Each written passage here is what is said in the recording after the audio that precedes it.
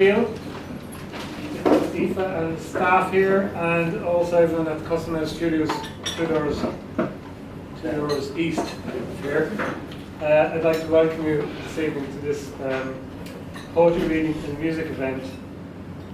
And this event is loosely based around the launch of this new book of poems by Geraldine Mitchell. And we also have a guest from Limerick, John Liddy, who's going to read as well. And we're going to have some music from Brian Parsons. So Geraldine will read first, then John will read first, then we'll have a short tea break. Okay, maybe 7 minutes. Okay. Afterwards, Geraldine will come back with Brian Parsons to play some music and read some more. Okay, so that's the plan. Now, Mountains for Breakfast. This book from Geraldine Mitchell is her third book of poems, and it's got a bit of attention. It was launched at the Delivery Book Festival back in the springtime, and it has a lot of I should say there's books for sale from both poets down at the back with Linda. This book has a lot of imagery and a lot to do with illness and loss and family, and a lot of looking out at the weather on a Clare Island, a lot of mist, a lot of wind, a lot of waiting for spring, a lot of those kind of things that's familiar to anybody who lives near this coast.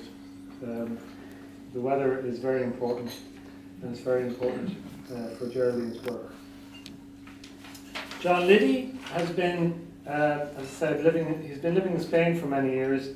He worked there and he's now retired, and God forbid he's going to move back and spend more time in this godforsaken country. His favourite haunt in Limerick, the White House pub, is still there, but it's been gentrified, I hear, and they've barred the poets. So if you're in Limerick and you want a nice trendy bar with rugby players, but you won't meet any poets, go to the White House. Okay? He has many collections of poems, and down at the back there's 2 books for sale, a collected poems, and also a book he was recently edited detailing the feedback to the 1916 and the 1916 commemorations. So if you're not 1916 out and you want to think about it a bit more and go over it in your head a bit more, you can pick up that book as well. So we're going to start with Geraldine Mitchell. So please welcome Geraldine.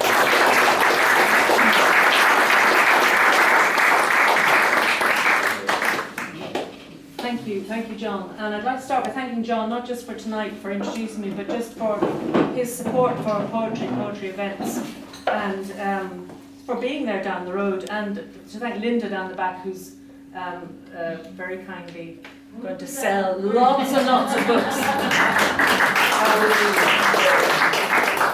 And I'd like to thank also the Creel for having us, because it's a tradition which exists and which James and Tricia had set up, and that it's wonderful that we can keep coming here for evening poetry events. And then I'd like to say, I will get around to my poetry, but I'd like to say I'm really happy to be reading with John, because we don't know each other well, but I feel, and I think he feels, we know each other better than perhaps we do, because we have a lot of very strong friendships in common, and we have Madrid in common, because I lived there for 6 years, 6 kind of important years in the 80s for me. So I'm really looking forward to hearing John read. And I'm also I say it now because I might not, I would think of it, but I might not say it so well later. I want to say how pleased I am to be collaborating with Brian Parsons, who is a musician and who I'm very fortunate. He lives beside Lewisburg, in fact my side of Lewisburg, out the far side. And it's been really interesting to collaborate with him.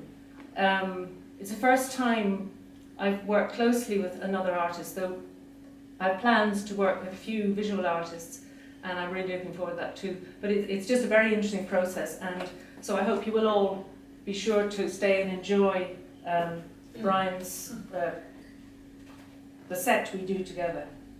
I'm going to start with a poem from the last book, because as John said,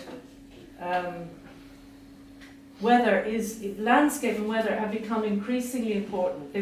You can't live here and not have it kind of affect you in some way. But the new book is particularly, in ways I don't totally understand, the new book is completely full of landscape and weather, and I'm kind of interested how language and landscape and thought and feeling are interconnected and can somehow create a sort of fusion that you don't control, you don't set out to do it, but and you end up with some sort of emotional weather where you start with, the wind and the rain. So this is called Warning Shots. When you live on the edge of the ocean, you cannot pretend you did not see it coming. The leaves are still, birds chatter, the sea is a sheet of steel. But out west, where last night the sun left a sky illumined like stained glass, dirt heaps up. Someone else's dustpan emptied on your doorstep, and a magpie rattling gunfire at first light. So we'll move into the new book and stay on the coast out west, and maybe move into the sort of the theme of the new collection. It's called Roadkill. There's a hare on the road, its belly soft as bilge, an eye already skewered, crows impatient on the wire. I drag it by the tip of one long slender ear to the dignity of grass, where birds will go on feasting, now breath has cooled to air. Out west, the sky's a lesson in geometry. Radial trails of transatlantic flights crisscross above Earth's camber, and all along the outstretched strand, knife-edged waves dice early morning shine to foam. Low rollers ramble in to die.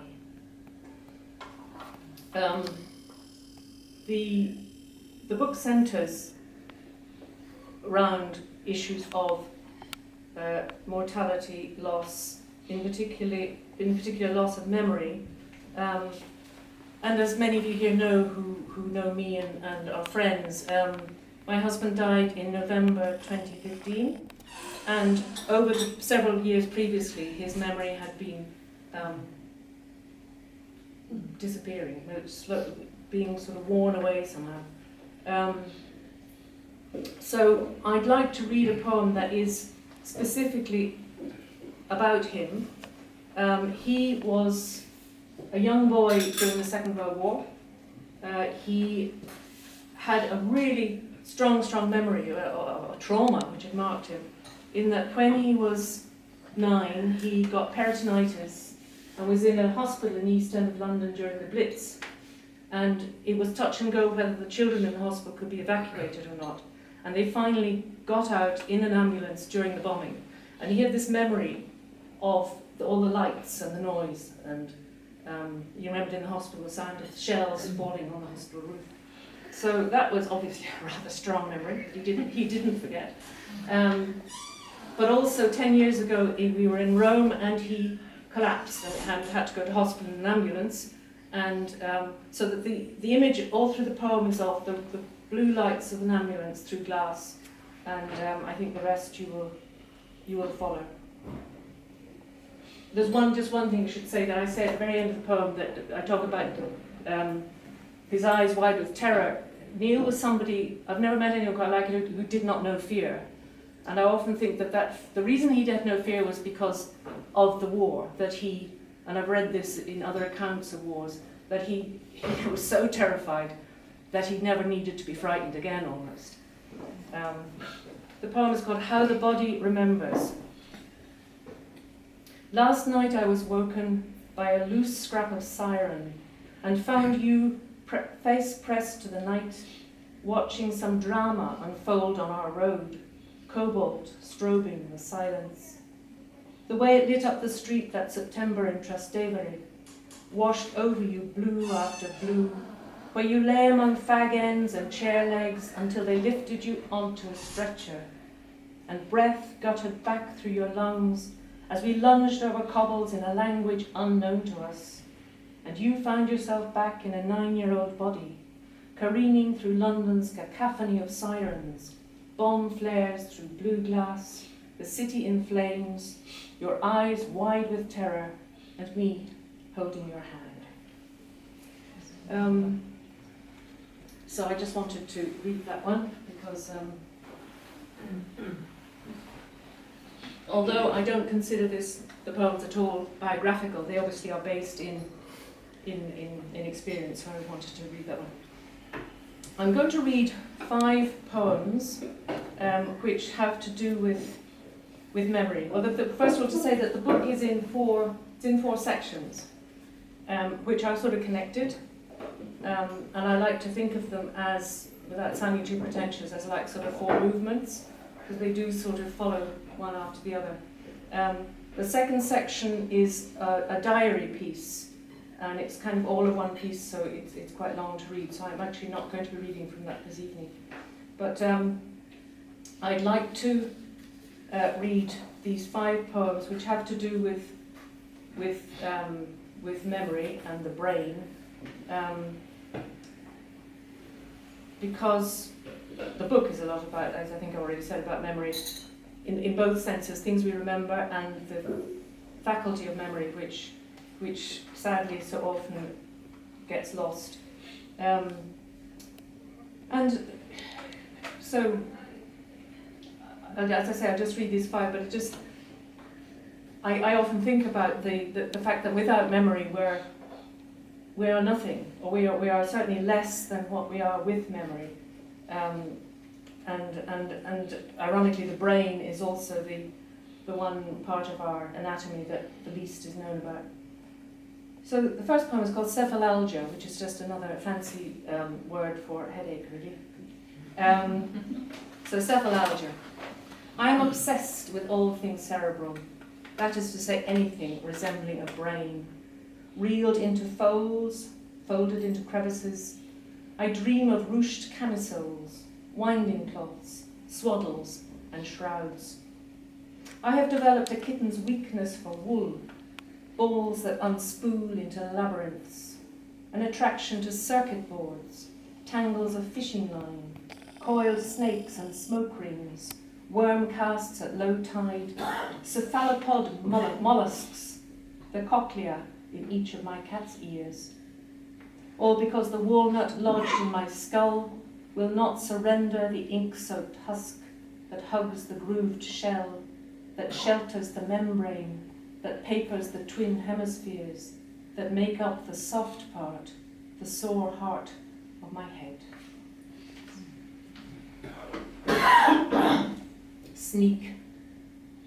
Age comes, and then infirmity, not beating on the door with knotty stick, announcing its arrival with due pomp and medication, but insinuating noxious vapours into lung and heart, round knee and hip, curling through the brain like smoke, invisible yet choking with an acrid autumn smell.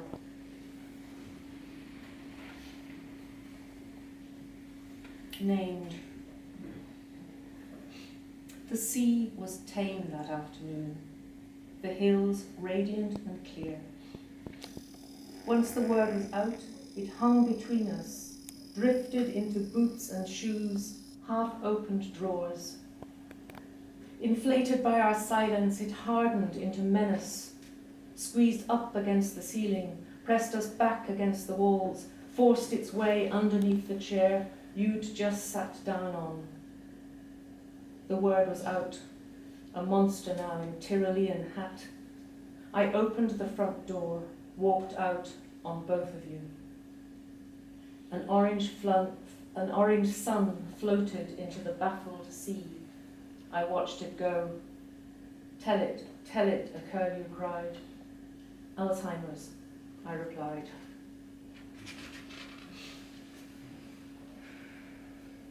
Swarm. Bees from a hive, words brim your parted lips, spill in brindled columns, crawl my skin, envelop me gently, gently sting. Conundrum. Spring and a dying mind, what am I to make of that? Wait for the sun to burn off the mist, for the first big rains to flush the ditches. Trust the hares will be back, their white-trimmed ears attentive and forgiving. The hens are busy all day long. The sheep pursue a logic of their own, the dogs another. And I am lost for words, and you have lost your words, and I cannot step inside your head to help you find them. So, I'm just going to move to something a little bit softer. I don't know if any of you saw last night, I was with Mags Duffy driving back from Sligo, and there was the most amazing rainbow, most vivid, intense rainbow. So this is my rainbow poem. After rain. It is not enough sometimes after rain to watch the sun find surfaces to shine on, thin wires lit, fine threads that bind wet fields, stitch hedge to hedge with streaks of silver. Some days we have no heart for play when the sun comes calling with rainbows thick enough to skip with.